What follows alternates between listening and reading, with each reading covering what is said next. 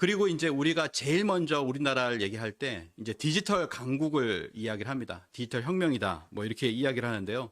5G 상용화되어서 그것을 이끌어 나가고 있는, 사실 이게 5G가 기반이 되어서 할 수 있는 4차 산업혁명이라고 할까요? 그런 어떤 분야들이 굉장히 많거든요. 그래서 우리나라가 그런 것들을 모두 선도해 나가고 있다라고 생각을 합니다. 근데 2005년에 엘고 당시 부통령이 이제 우리나라에 왔어요. 그래서 이렇게 이야기를 했습니다. 한국에서 일어나고 있는 디지털 혁명은 역사적으로 보면 두 번째로 획기적이고 혁신적인 기술 발전이다.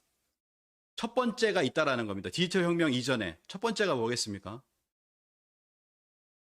네.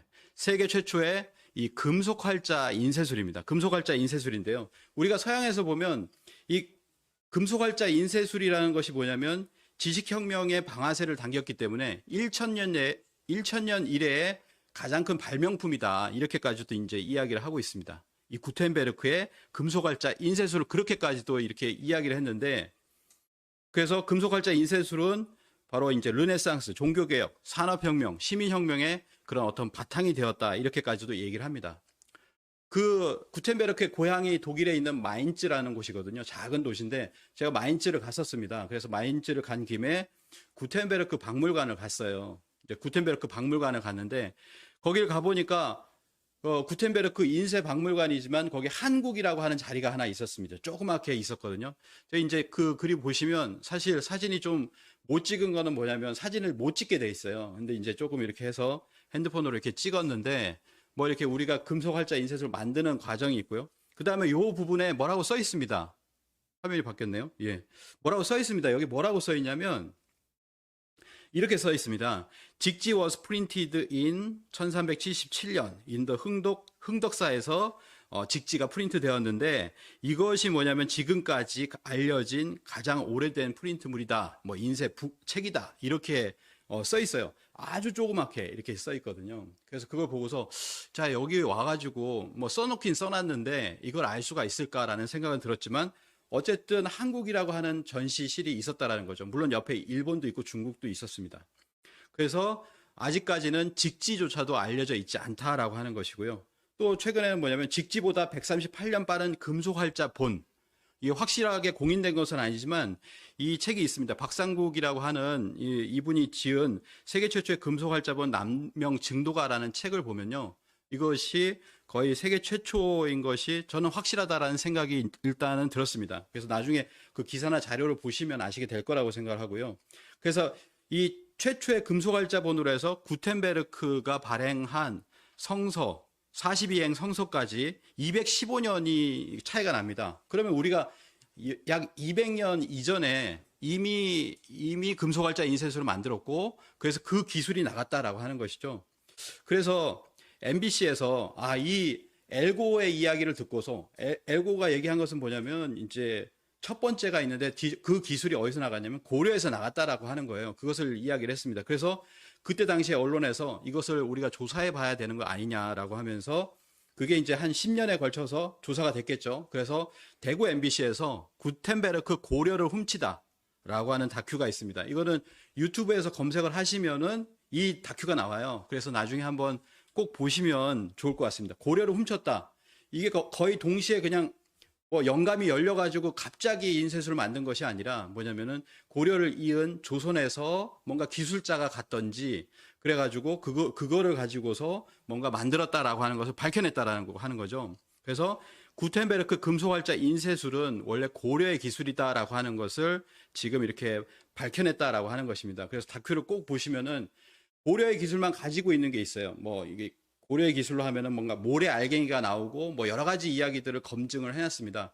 그래서 제가 거기 가서 보니까 뭐냐면은 그때 당시의 기술로 종이를 프린트해서 학생들에게 이렇게 나눠주는 그런 프로그램이 있더라고요. 박물관에서. 그래 보니까 그건 뭐냐면 개량한 겁니다. 원래 기술은 뭐냐면 주물사라고 해서 원래 고려의 인쇄술로 42행 성서를 초기에는 찍었는데 그걸 이제 개량을 해서 자신들의 인쇄술로 만든 것이죠. 그래서 이제 그런 부분을 봤을 때 이제 우리는 우리의 금속활자 인쇄술이 단순히 같은 동시대에 그냥 갑자기 발명된 것이 아니라 우리 거를 가져갔다라고 하는 것을 알 수가 있었다라고 하는 것이죠. 서구 문명의 물질을 바꾼 베르크가 예. 무려 금속 활자 기술에서 탄생했을 가능성이 매우 높다는 사실이 문화방송 취재 결과 드러났습니다.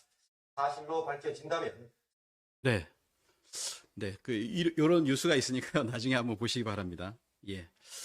자, 다음에 우리는 뭐냐면은 목판 인쇄술 탄생 이후에 500년 동안의 활자 기술을 발전시켜서 이 금속 활자 인쇄술을 탄생시킨 것이죠. 그래서 경주 불국사에 보면 세계 최초의 또 목판 인쇄물이 있습니다. 목판 인쇄물이 무주정광 대다란이경이 나왔고, 이것이 뭐냐면 뒤로 가서 500년 동안 발전시켜서 자연스럽게 우리는 금속활자 인쇄술로 바뀌어 나간 것이죠. 그걸 갖다가 구텐베르크가 3, 4년이라는 시간 동안에 갑자기 만들었다라고 하는 것이 말이 안 된다라고 하는 것이죠.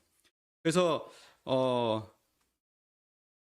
프랑스의 쥐베르라는 사람이 이제 병인 양요 때 그때 조선을 왔습니다. 조선을 와서 보니까 이제 마을을 이제 들어갔잖아요. 들어가서 이렇게 보니까 조선과 같은 먼 극동의 나라에서 우리가 경탄하지 않을 수 없는 것은 아주 가난한 사람들의 집에도 책이 있다는 사실이다. 아주 가난한 사람, 그러니까 그들이 이제 처음에 들어가는 건 그때 당시에 민중 백성들의 어떤 집을 들어가 봤나 봐요. 그랬더니 전부 다 책이 있다라는 거예요. 그때 당시에 뭐냐면 프랑스는 그렇지 않았다라고 하는 것이죠. 그래서 선진국이라고 자부하는 우리의 자존심마저 겸연쩍게 만든다. 이렇게까지도 이야기를 했습니다.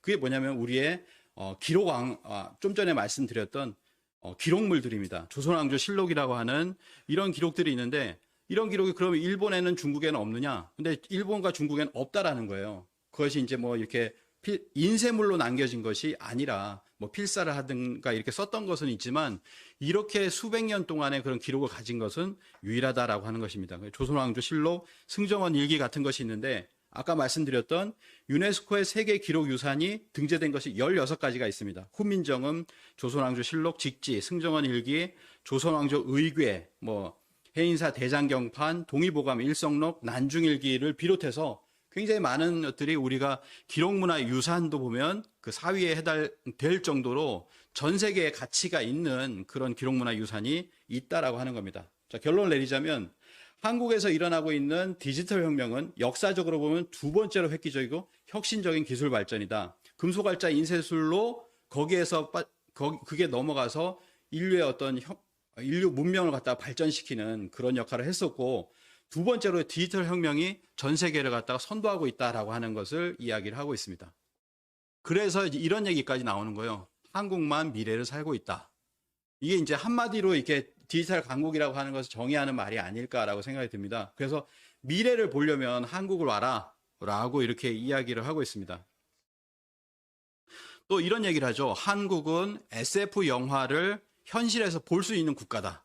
이것도 언론에 나온 그 워딩이거든요. 한국은 SF 영화를 현실에서 볼 수 있는 국가다. 이런 얘기까지도 극찬을 이렇게 하게 됩니다. 그래서 실제로 삼성전자 스마트폰 뭐 1위를 하고 있죠. 그리고 세계에서 이게 뭐냐면 생활 가전입니다. 생활 속에서 쓸 수 있는 인간 생활에 유용한 것들이라고 하면은 우리 가정에서 생각을 해보면 되잖아요. TV를 보고, 그 다음에 뭐 냉장고에서 음식을 꺼내 먹고, 냉장고가 있죠. 그 다음에 옷이 있으면 옷을 빨고 하는 세탁기가 있고요. 이런 것들이 이제 생활 가전인데 인류에게 꼭 필요한 것들이잖아요. 이 모든 것들의 1위, 2위를 하고 있는 것이 바로 우리나라의 회사들이다라고 하는 것이죠. 세계 TV 시장을 삼성과 LG가 양분하고 있다. 뭐 LG전자가 미국의 월풀을 넘어서고 100년이 넘게 있었던 월풀을 넘어서고 가전 매출 세계 1위에 올랐다. 또 삼성전자가 미국 생활가전의 시장에서 1위를 했다.